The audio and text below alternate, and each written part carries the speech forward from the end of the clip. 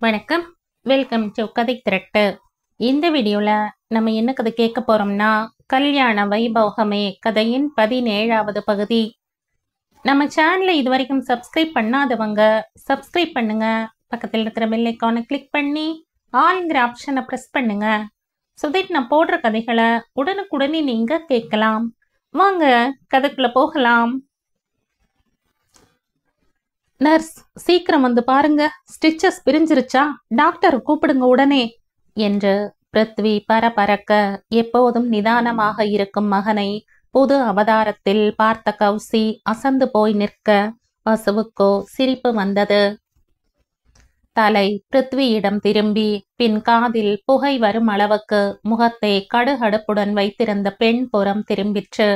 இதற்குள் அந்த நர்ஸ் இவர்கள் அனைவரையும் வெளியே போக சொல்ல அனைவரும் வந்தவுடன் மீண்டும் கௌசி பிலு பிலுவென மகனை பிடித்து வாங்கிவிட்டாள். செய்யறதெல்லாம் செஞ்சுட்டு இப்ப என்ன வைஃப் வேண்டி இருக்கு? நல்லாத்தான் நடிப்பெல்லாம் வருது. இப்ப திரும்ப அந்த பெண்ணை கட்டில தள்ளியாச்சு. போதும் சாமி, வாங்க கிளம்பலாம். இதோ பாருங்க, உங்க பிள்ளையும் பொண்ணும் நமக்கு முன்னாடி இடத்த காலி செய்யணும். அண்ணா, நான் வீட்டுக்கு வந்து பாக்குற சம்யுவை. வரதனை இழுத்து கொண்டு நகர்ந்தாள் கௌசி. நேரே அவள் எதிரே வந்து நின்ற பிருத்வி முறைத்து கொண்டே, மா, இது உங்களுக்கே டூ மச்சா தெரியல?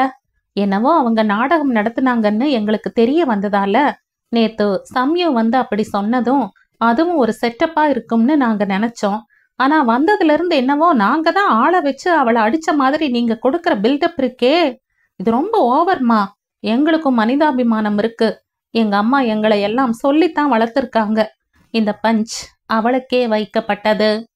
நானும் வந்ததுல இருந்து பாக்குறேன், என்னவோ ஜாட பேச்சு பேசுறீங்க. என்னவோ எல்லா தப்பும் என் மேலையும் சுஜி மேலையும் அப்படிங்கிற மாதிரி இருக்கீங்க.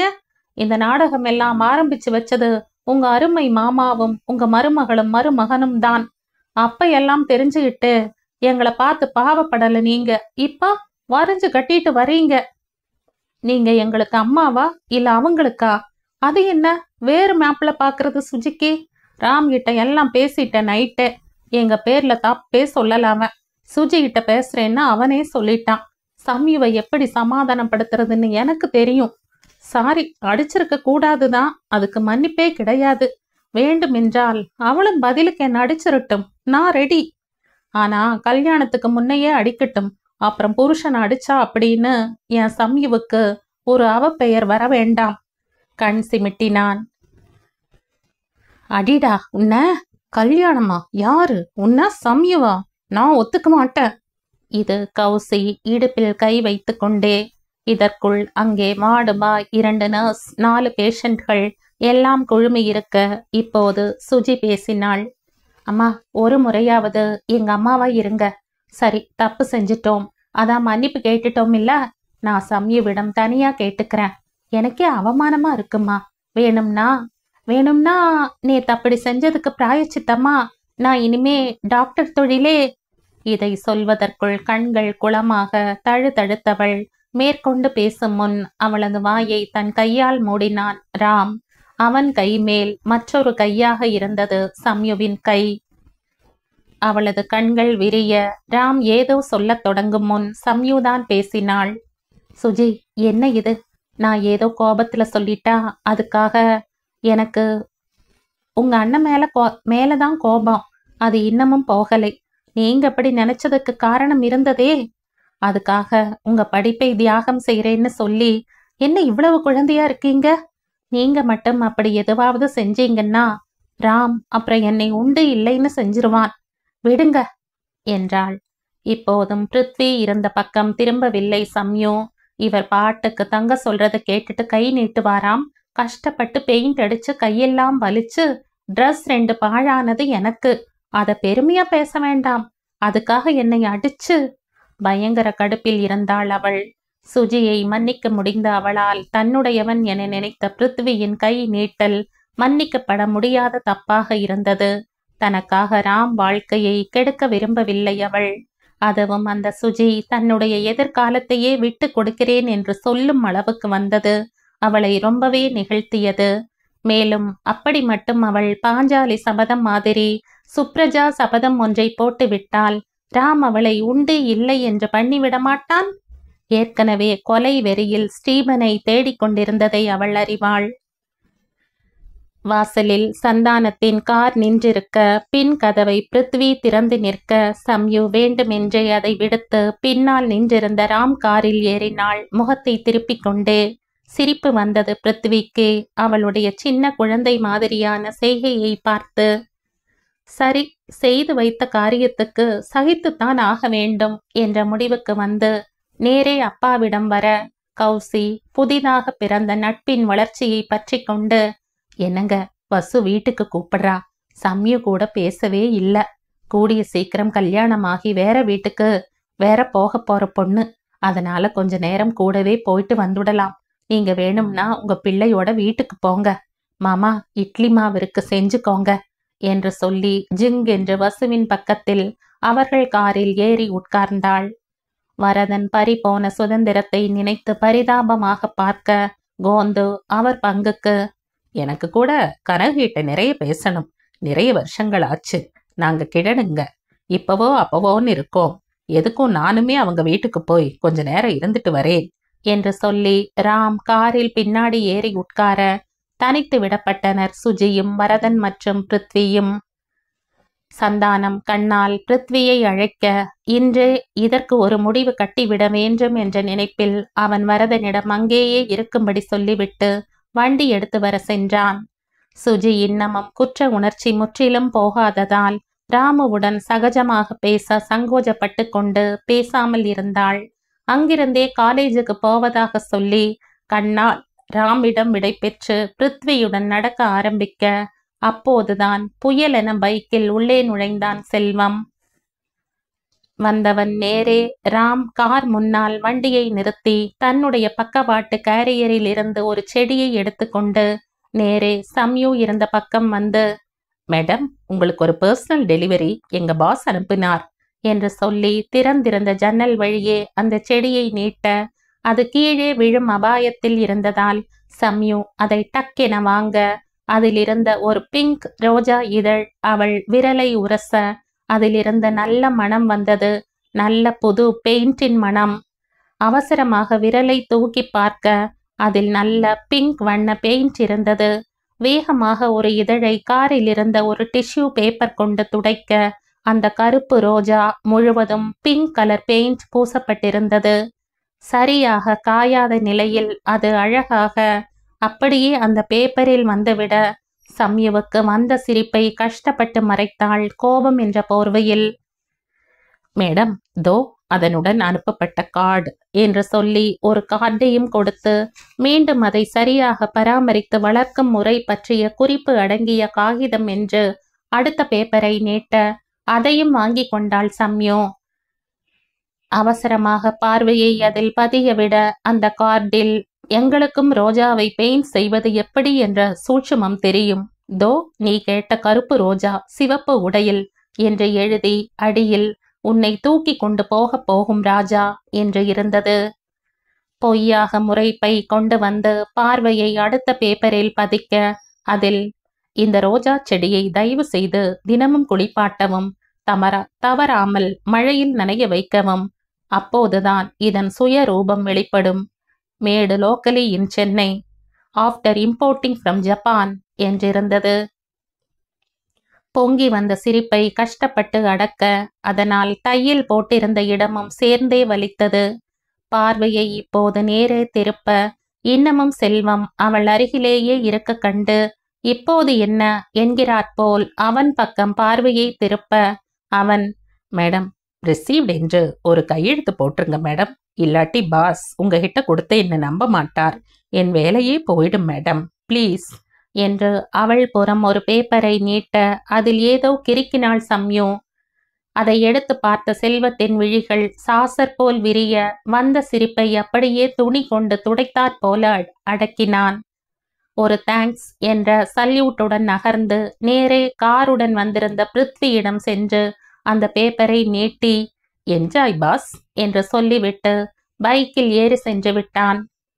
ஆர்வத்துடன் பேப்பரை பார்த்த பிருத்வி நம்ப முடியாமல் அதை மீண்டும் படிக்க இப்போது அருகே வந்த சுஜி அதை எடுத்து பார்த்து அடக்க மாட்டாமல் சிரிக்க ஆரம்பித்தாள்.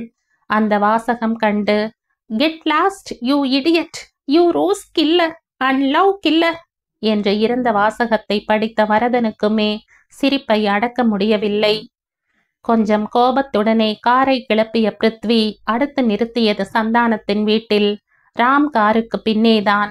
காரிலிருந்து இறங்கிய சம்யு அங்கே வாசலிலேயே நிற்க சொல்லிவிட்டு கேவி உள்ளே சென்று ஆரத்தி கரைத்து திருஷ்டி சுற்றி விட்டுத்தான் அவளை உள்ளே வரவிட்டார்.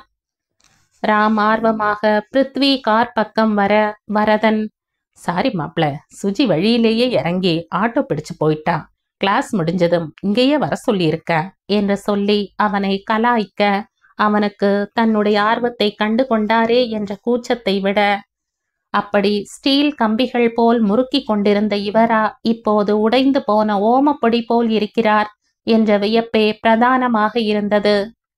உள்ளே சென்ற சம்யுவை நேரே ரூமுக்கு சென்று படுக்குமாறு வசு சொல்ல, அவள் பிடிவாதமாக அங்கே ஹாலில் தான் இருப்பேன் என்று சொல்லும் போதுதான் பிருத்வி உள்ளே நுழைந்தான். வேறு வழி இல்லாததால் அங்கேயே இருந்தாள். அங்கிருந்த சோஃபாவில் படுத்து கண்களை மூடிக்கொண்டு, நான் போய் விடட்டுமா என்ற சைகை செய்த பிருத்வியை, வேண்டாம் இங்கேயே இரு என்று சந்தானம் பதில் சைகை செய்ய, இந்த பாச பரிமாற்றத்தை கண்டு ஹார்ட் அட்டாக்கே வந்துவிட்டது இரு கிழடுகளுக்கும். கௌசி நேராக மகனிடத்தில் வந்தாள். பிருத்வி, நீ என்ன சொன்னாலும் சரி, எனக்கு மனசு ஒத்துக்கொள்ளாது. நீங்க செஞ்சு வச்ச காரியம் அப்படி. இப்ப திடீர்னு நர்ஸ் கிட்ட இவன் என் பொண்டாட்டி மண்ணாங்கட்டி தெருப்புழுதின்னு எல்லாம் வசனம் பேசினா நாங்கெல்லாம் நம்பிட மாட்டோம். நீ கிளம்புற வழியை பாரு. உன் தங்கை கிட்ட சொன்ன உடனே சட்டுன்னு புரிஞ்சுகிட்டா பாரு. அவளுக்கு இருக்கிற அறிவு கூட உனக்கு இல்லையா என்ன? சொல்லு வசு, நீ சொன்னாதான் கேட்பான் இவன் என்ற தோழியை துணைக்கு அழைத்தாள். வசு இப்போது, கௌசி, என்ன இது எடுத்தேன் கவுத்த என்ன பேசுற நீ? கொஞ்சம் நிதானமா இரு. என்ன செஞ்சுட்டாங்க இவங்க? சின்னஞ்சிறுசுக ஏதோ தெரியாம பண்ணிருச்சு. இதுக்கு போய் முதல்ல வீட்டுக்கு வந்த பிள்ளையை, எனக்கு ராஜா முதல்ல வீட்டுக்கு வரும்போது மாப்பிள்ளையா ஆரத்தி எடுத்து வரணும்னு இருந்தது. இதை சந்தானத்தை பார்த்து உள்ளூர கொஞ்சம் பயத்துடன் தான் தயங்கியபடி சொன்னாள். அவளால் இன்னமும் நம்ப முடியவில்லை. தன்னுடைய ஸ்டேட்டஸ் பித்து பிடித்த கணவனா இப்படி பிருத்வி பிருத்வி என்று அவனிடம் இழைவது என்று. இப்போது பிருத்வி வேகமாக வந்து கௌசியின் கையை பிடித்தான். மா, கேர்ஃபுல். நான் பொண்டாட்டின்னு மட்டும்தான் சொன்னேன். நீங்க பாட்டுக்கு மண்ணாங்கட்டி தெருப்புழுது இன்னும் வேறெல்லாம் சொல்லி அவ கோபத்தை ஜாஸ்தி ஆக்காதீங்க. அப்புறம் இதெல்லாமும் நான் தான் சொன்னேன்னு ஆத்தா முருங்க மரம் ஏறிடுவா என்ற முகத்தை பாவமாக வைத்து கொண்டு சொல்ல, வசு சத்தமாகவே சிரித்தாள். மகளின் முகம் போகும் போக்கை கண்டு. யாரும் என்னை பேய் பிசாசுன்னு எல்லாம் சொல்ல வேண்டாம். முருங்க மரத்துல இருக்கிறது எப்படி மத்தவங்களுக்கு தெரியுதாம்? அவங்களும் அதே மாதிரி இருக்க போய்த்தானே. ஆன்டி, உங்க வாரிச கொஞ்சம் பேசாம இருக்க சொல்லுங்க. அப்புறம் என் வாய் பேசாது, எங்களுக்கும் கை பேசும். அடி கழுத, கட்டிக்கு போறவன அடிப்பேன்னா சொல்ற நீ? தொலைச்சிடுவேன். போனா போகுது, அடிபட்டிருக்கேன்னு கொஞ்சம் பரிதாபம் பார்த்தா என் ராஜாவை பார்த்து என்ன சொல்ற நீ? இது வசு.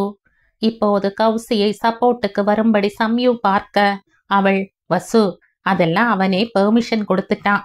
அவன் கை நீட்டினான் இல்ல, பதிலுக்கு இனிமே காலம் முழுக்க எத்தனை அடி வேணும்னா கொடுக்கட்டும்னு அங்க ஹாஸ்பிட்டல்ல வச்சே சொல்லிட்டான் பிருத்வி. அங்க இருந்த வார்டு பாய், நர்ஸ், 3 பேஷண்ட்டுங்க எல்லாம் சாட்சி. அம்மா, இது அநியாயம். நான் ஒரே அடிதான் அடிச்சதுக்கு பதிலா சொன்னேன். அது கூட கல்யாணத்துக்கு முன்னாடி மட்டும்தான் சொன்னேன். ஏன் கல்யாணத்துக்கு அப்புறம் அடிச்சா உங்க கௌரவம் குறைஞ்சு போயிடுமோ? புருஷன் கையால நாங்க மட்டும் அடி வாங்கலாம், நீங்க மட்டும் வாங்கினா கௌரவ குறைச்சலோ? என்னங்க நீங்க சொல்லுங்க என்ற வரதன் புறம் திரும்ப, அவருக்கு தான் புருஷனா அவளா என்று கல்யாணமாகி 30 வருஷத்துக்கு பிறகு புதிதாக சந்தேகமே வந்துவிட்டது. நான் எங்க கௌசி உன்னை அடிச்சிருக்க? கல்யாணத்துக்கு முன்னையோ பின்னையோ என்றார் பரிதாபமாக. வந்த சிரிப்பை இப்போது அடக்க வேண்டிய முறையானது சந்தானத்துக்கும் கோந்துவுக்கும். ஆமா இல்ல, சாரிங்க, ஒரு ஃப்ளோல வந்துடுச்சு, தப்பா நினைச்சுக்காதீங்க, அதானே? கோபம் மீண்டும் தலைக்கேற மகனிடம், உங்க அப்பா கூட கை நீட்டினதில்ல, உனக்கு எங்கிருந்து இந்த பழக்கம் வந்தது? காட்டமாக வந்தது கேள்வி. குற்றம் சாட்டும் பார்வை ஒன்றை கோந்தூபுரம் வீசியவாறே அவர் கையை விரித்தார் இப்போது. அம்மா, தாயே, நான் பரலோகத்துக்கெல்லாம் டிக்கெட் வாங்கிட்டு போய் என் பொண்டாட்டியை அடித்ததில்லை. பூலோகத்தில் அவ இருந்த போதும் அடித்ததில்லை. அதனால இதை எங்க பிருத்திவி பாக்குறது? என் பத்மாவை எப்போதும் பூ போல பேக்கெட்ல வச்சிருக்க. இதை கேட்டவுடன் மூடியிருந்த சம்யுவின் கண்கள் டக்கென திறந்து கோந்துவை ஒரு பயத்துடன் பார்த்தன. பிருத்வி சிரிக்க ஆரம்பித்தான். தாத்தா போட்டோவை சொல்றார். சரி சரி அம்மா, உங்களுக்கு வயசாச்சே தவிர விஷயமே தெரியல. கல்யாணத்துக்கு பின் இந்த அடிதடி எல்லாம் எங்களுக்குள்ள நிறையவே இருக்கும். அதையெல்லாம் வெளியில சொல்லிட்டு இருக்க முடியாது. விழு பொண்களை எல்லாம் மறைச்சுதான் வச்சுக்க முடியும். என் ஃப்ரெண்ட்ஸ் சொல்லியிருக்காங்க. அதனாலதான் சொன்னேன். உங்களுக்கு எதிரே என்னை அடிக்கணும்னா சான்ஸ் கல்யாணத்துக்கு முன்தான். அவனுக்கு உற்சாகம் பெருகியது. சம்யு இதுவரை அவனை வெளியில் போக சொல்லவில்லை. வாசலை பார்த்தான். எங்கே செல்வம்? அப்போது சரியாக செல்வம் நுழைந்தான். மேடம் என்று அழைத்து கொண்டு, அடுத்த பார்சல் கொஞ்சம் வந்து பார்த்துட்டு கையெழுத்து போடுறீங்களா என்றவனை சுவாரஸ்யத்துடன் பார்த்தாள் சம்யு. இப்போது என்ன? வாசலில் 2 பெரிய அட்டை பெட்டிகள் இருந்தன. ஒன்றின் மேல் with love from Prithvi to Samyu என்றும் மற்றொன்றின் மேல் with self love from Prithvi to Prithvi என்றும் இருக்க வியப்பில் புருவங்கள் உச்சியை தொட்டன சம்யுவுக்கு. பிருத்வி கைகளை கட்டிக்கொண்டு வாசல் கதவின் மேல் உல்லாசமாக சாய்ந்து கொண்டு அவளையே பார்த்திருந்தான்.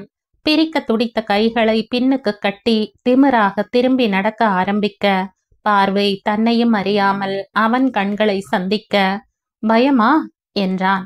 எனக்கென்ன பயம் இதை பிரிப்பதற்கு என்ற கண்ணாலேயே பதில் சொல்லி நேரே அதன் அருகே வர செல்வம் அவள் கையில் ஒரு பாக்ஸ் கட்டரை கொடுத்தான். முதல் பெட்டியை திறக்க உள்ளே 5 ஹெல்மெட் இருந்தது. Ladies helmet. மேலாக ஒரு கார்ட். வருங்காலத்தில் உனது கன்னங்களை காப்பதற்கு என்ற வரிகளோடு. எத்தனை முயன்றும் ஒரு சேர வந்த முறைப்பையும் சிரிப்பையும் அவளால் கட்டுப்படுத்த முடியவில்லை. இப்போது ஒரு குறுகுறுப்போடும் ஆர்வத்தோடும் அடுத்த பெட்டி. அவனுக்கு அவனே அனுப்பியதை திறந்தாள். அவளுக்கு அதில் என்ன இருக்கும் என்பது புரிய அவள் எதிர்பார்த்த மாதிரி அதன் உள்ளே ஆண்களுக்கான ஹெல்மெட் 5. எனது கன்னம் சம்யுவுக்கு தேவை என்ற வாசகத்தோடு. எல்லோரும் சிரிக்க கேவியும் கோந்தோவும் மெச்சுதலாக பிருத்வியை பார்க்க சம்யுவுக்கு அது மேலும் எரிச்சலை கொடுத்தது. முகத்தை தீவிரமாக்கி உள்ளே செல்வதற்கு திரும்பும் வேளையில் வாசலில் ஒரு போலீஸ் ஜீப் பின்தொடர ஒரு கார் வந்து நின்றது. சம்யுவின் திருடு போன கார்.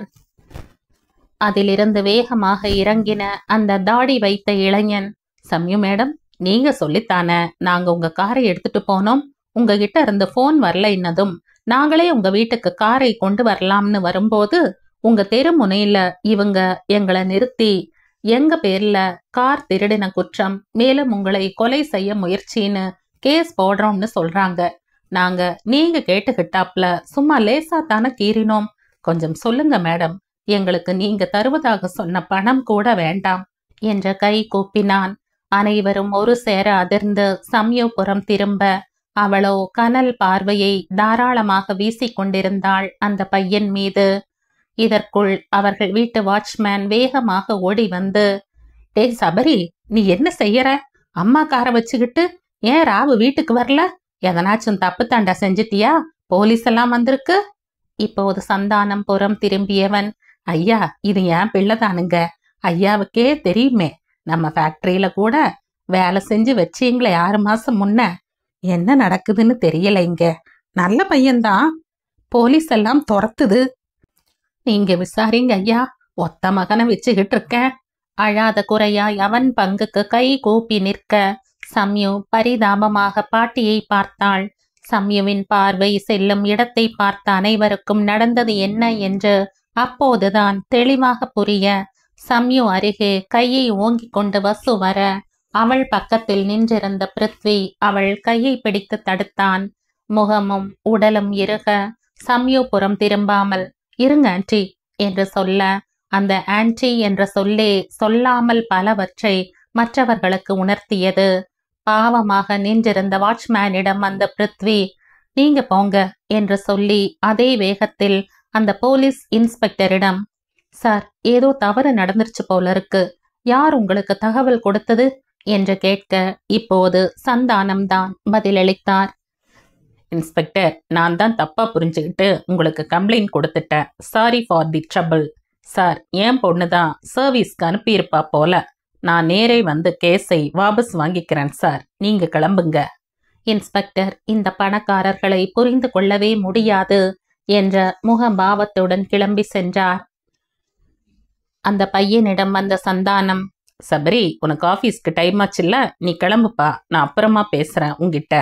கந்தசாமி, நீங்க போங்க என்றவர் அனைவரையும் பார்த்து, எல்லாரும் உள்ள வந்து பேசலாம், இங்க வாசல்ல வேண்டாம் என்று சொன்னவர் குரல் இரும்பில் தோய்ந்து வர சம்யு குனிந்த தலை நிமிரவில்லை.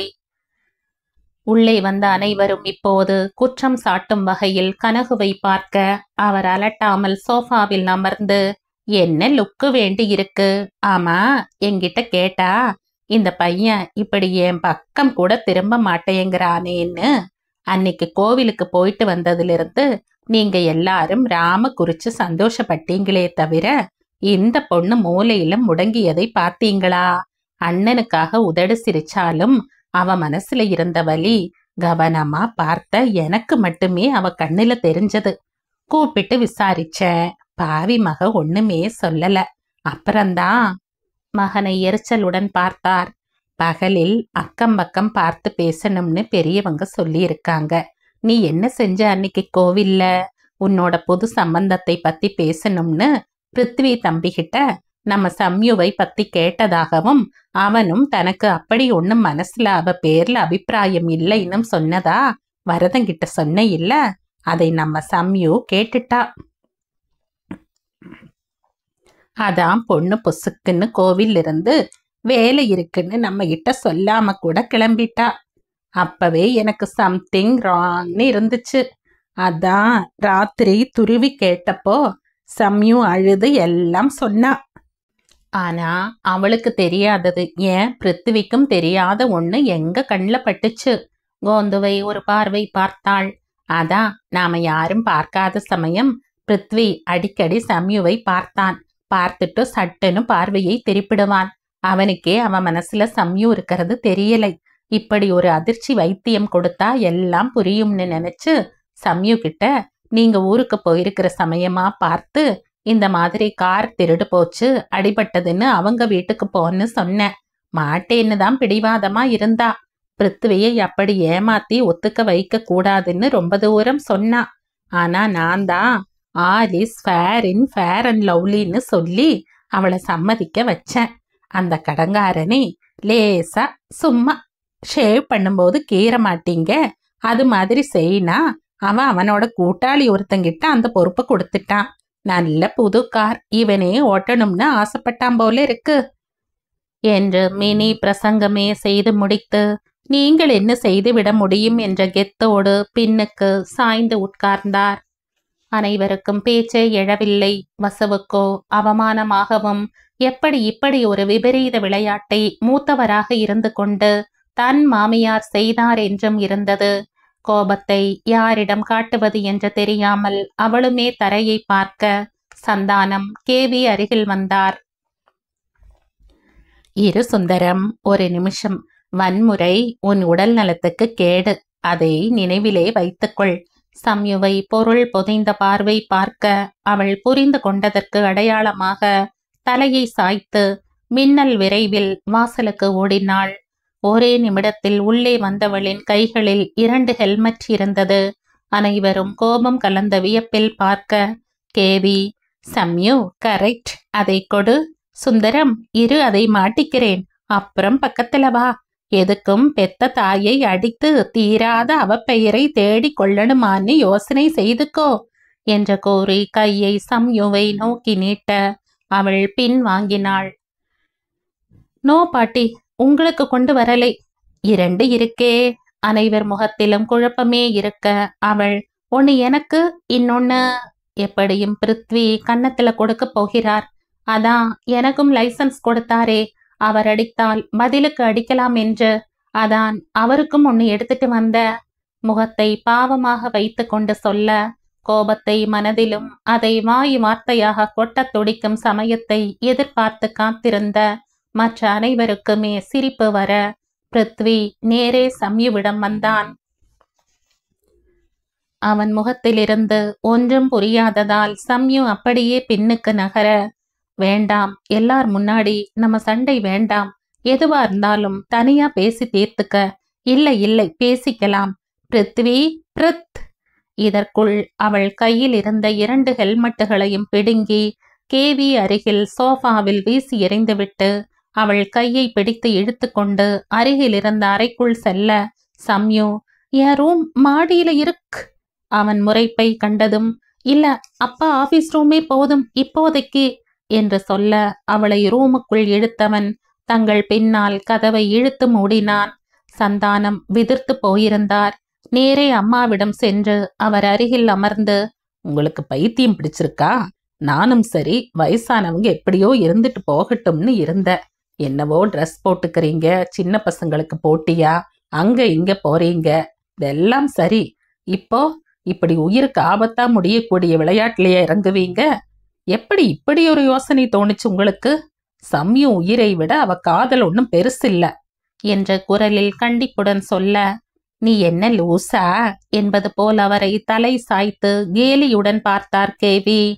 இத உன் பொண்ணுகிட்ட கேளுப்பா, அவளுக்கு உயிரை விட காதல்னு தான் சொல்லுவா. ஏன்னா அவ காதல் தான் அவளோட உயிரே என்று உணர்ந்து சொல்ல, கோந்து கிட்டத்தட்ட வாய் வரை வந்த சீட்டியை கஷ்டப்பட்டு அடக்கினார். சுந்தரம், சபரி நமக்கு தெரிஞ்ச பையன். சரி, இந்த பொண்ணும் ரொம்பவே கஷ்டப்படுதே. அதுவும் ராம் கல்யாணம் மட்டும் முடிவானா அது எவ்வளவு கஷ்டமா இருக்கும் சம்யுவுக்கு. அதான் இந்த பிருத்வியை கொஞ்சம் கிளப்பி விட இப்படி ஒரு யோசனையை சொன்னேன். இந்த கத்தி வச்சு குத்துற யோசனையெல்லாம் சம்யு அப்புறமா சொல்லியிருப்பா போல. நான் காரை கடத்த மட்டும்தான் சொன்னேன் என்று தன் பங்கு நியாயத்தை எடுத்துரைக்க யாருக்கும் என்ன சொல்வதென்று தெரியவில்லை. ராம் பரிதாபமாக அந்த ஆபீஸ் ரூமின் கதவை பார்க்க அதை கண்ட கேவி, நீ ஏன்பா இன்னும் இங்கிருக்க? நீயும் உன் ஜோடி கிளிய தேடி போக வேண்டியதுதானே? கொடுத்த வாக்கு குறுக்க நிக்குதோ?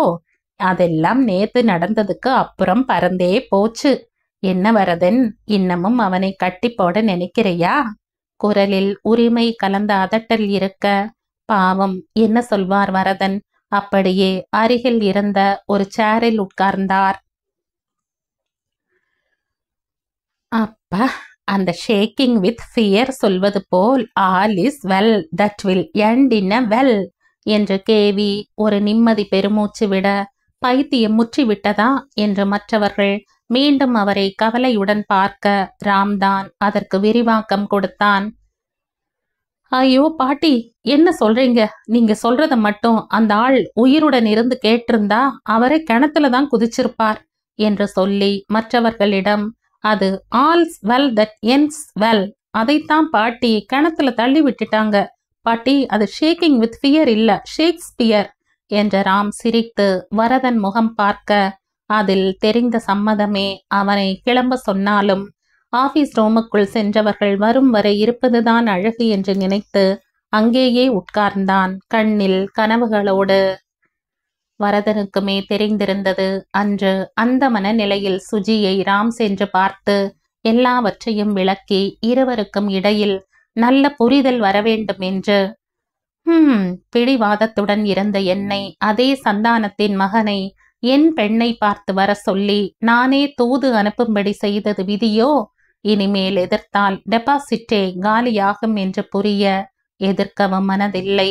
குழந்தைகளின் சந்தோஷமும் வளமான எதிர்காலமும் தானே இனி முக்கியம் என்று அந்த தந்தையின் மனம் சரியாக உணரத் தொடங்கி சில காலமாயிற்றே.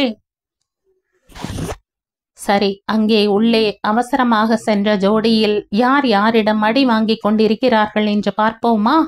உள்ளே சென்ற கதவை சாத்தியது வரைதான் சம்யுவுக்கு தெரியும், நினைவிலும் இருந்தது. கதவை சாத்திவிட்டு தன் புறம் திரும்பிய பிருத்வியிடம் 1 மினிட் என்று சொல்லிய வரை கூட அவளுக்கு பிற்காலத்தில் தெரிந்திருந்தது.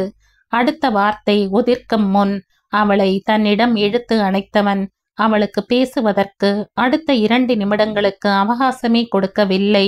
அவள் உடம்பு எலும்புகள் நொறுங்கி விடுமோ என்ற அளவுக்கு தன்னுடன் இணைத்தவன் பேசியது அவளது இதழ்களில்தான். சரியாக 2 நிமிடம். அதை மட்டும் திகைப்பில் விழி விரிந்திருக்க கணக்கிட்டிருந்தாள் சம்யு. 2 நிமிடம் கழித்து அவளை விடுவித்தவன் அப்போதும் தன்னுடைய கைகளின் சிறையிலிருந்து நகர அனுமதி அளிக்கவில்லை.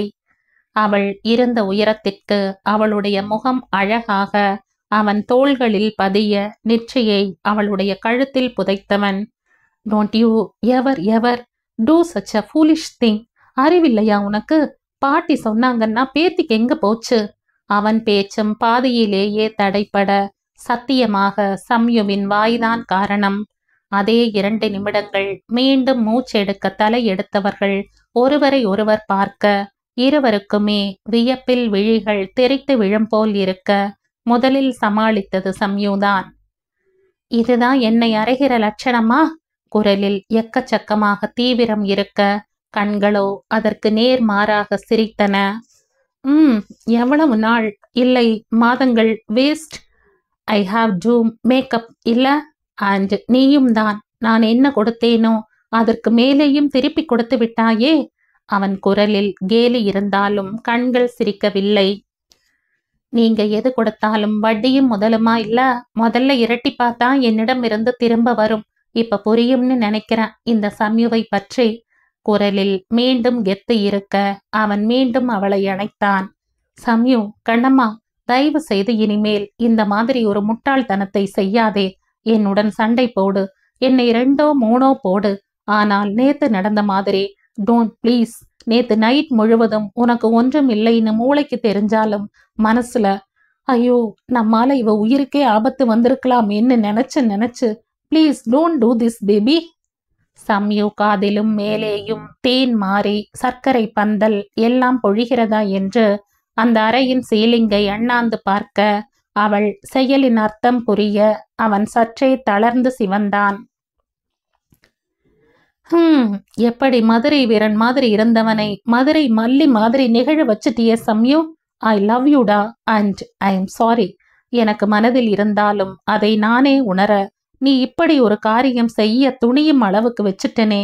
ஐ எம் சாரி. உன்னை அடிச்சதுக்கும் சாரிம்மா. யோசிச்சு பார்த்தா என்னோட சம்யு போய் பித்தலாட்டம் எல்லாம் செய்தாளான்னுதான் கோபம்னு நினைக்கிறான் எனக்கு. சரி முறைக்காத. அதான் திரும்ப அடிச்சுக்கோன்னு சொல்லிட்டேன் இல்ல. ஆனா இனிமே ரொம்ப நாள் உன்னை போக்குல விட்டு வச்சா டேஞ்சர். அதுவும் உன்னோட லூசு பாட்டி. அவள் முகம் கோபம் உருவதை கண்டவன் அதன் காரணத்தை உணர்ந்து, என்ன செய்ய, எங்க வீட்லயும் ஒரு லூசு தாத்தா இருக்காரு. பட் நாம சேர்ந்திருந்தா அவங்கள சமாளிக்கிறது வெரி ஈஸி. கண்ணடிக்க சம்யுவுக்கு நேற்று வராத மயக்கம் அப்போது வந்தது. அப்படியே கைகளில் தோய்ந்தவளை தூக்கி கொண்டு அங்கிருந்த பெரிய சோஃபாவில் அமர்ந்தான். சம்யு, யுகி, கண்ணம்மா, என்ன ஆச்சுடா? இடுப்புல அழுத்து பிடிச்சிட்டேனா?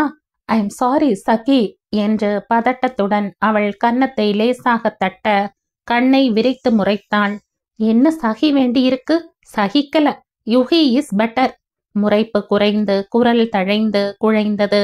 கண்களில் காதல் சொட்ட அங்கே காமம் வரும் முன் கதவு தட்டப்பட நிதானமாகவே எழுந்தார்கள்.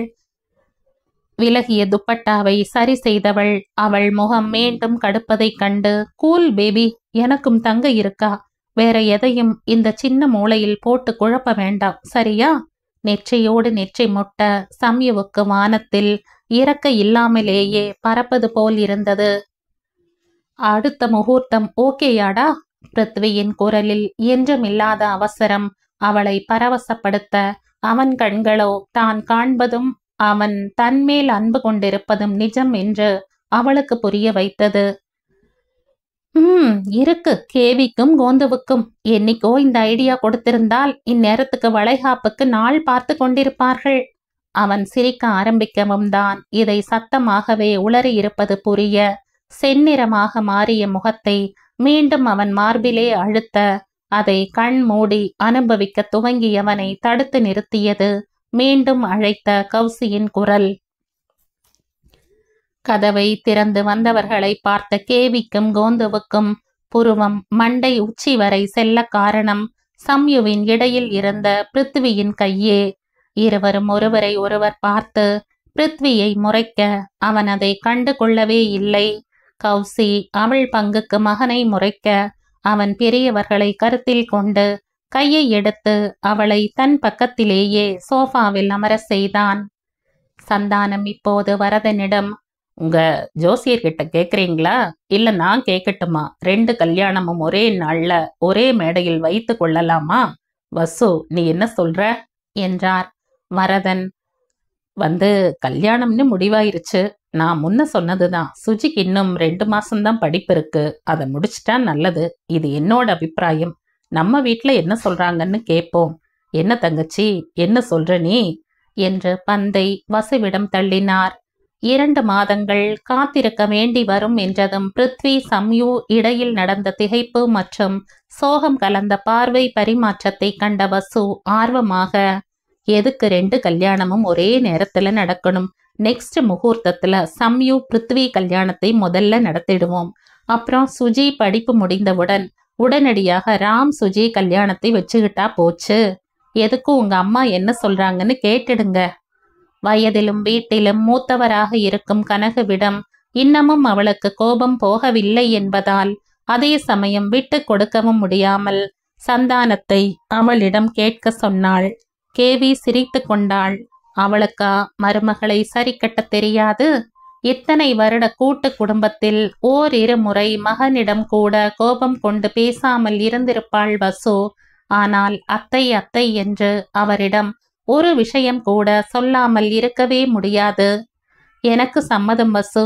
நீ என்ன சொல்லி நான் வேண்டாம் என்று சொல்லி இருக்கிறேன். இத்தனை வருஷத்துல என் மருமக சொன்னா அது என்னைக்குமே சரியாகத்தான் இருக்கும். பட் என்று சொன்ன மாமியாரை நெகிழ்ச்சியுடன் பார்த்தாள் வசு. அதை பார்த்த சந்தானத்துக்கும் சம்யவுக்கும் இவள் கோபம் எங்கே போனது என்று சிரிப்பு வந்தது.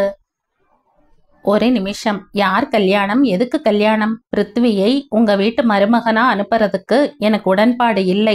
நறுக்கு தெரித்தாற்போல் கௌசி சொல்ல அங்கே பின் டிராப் சைலன்ஸ். இதுவரை வராத அழுகை சம்யு கண்ணில் எட்டி பார்க்க பிருத்விக்கு அதிர்ச்சியாக இருக்க, கோந்துவுக்கு பழனி போகாமலேயே மொட்டை போட்டு கொண்டது போல் நடுமண்டையில் ஜில் என்று இருந்தது.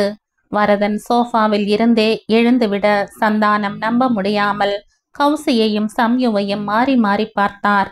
வசுவோ மாமியாரின் காலடியில் மடங்கி அமர்ந்து நம்ப முடியாத பார்வை ஒன்றை கோந்து பக்கம் வீச அவருக்கும் ஒன்றும் புரியவில்லை.